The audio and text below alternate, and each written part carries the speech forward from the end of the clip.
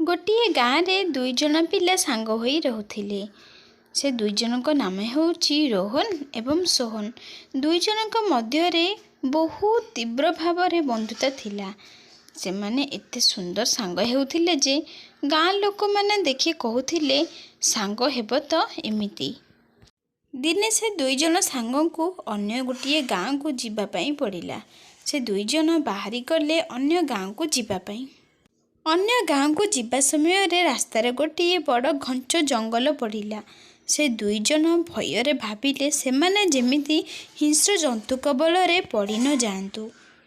सेतेबेले रोहन कहिला, सांग सोन तो जमा डरनी, मु जेते जहा हे गले भी तो साथी रे रहिबी, तते जमा छाड़ीबिनी। से दुई जन कथाबार्ता होई जाउथिबा समय रे सेमानक आगकु गोटे भालू चली आसिला। रोहन भालू को देखि गछ उपरकु चढ़ीगला, किंतु सोहन को गछ चढ़ीबा आसु न थाई। सोहन मुंड को गोटे बुद्धि आसिला। से माटी उपरे मरी जाइथिबा लोकंक परी निश्वास न नहीं पड़ी रहिला। भालू सोहन पाखकु जेतेबेले आसिला, सोहन र चारि पाखकु सुंघिबाकु लागिला एवं भालू सेठारु चलीगला।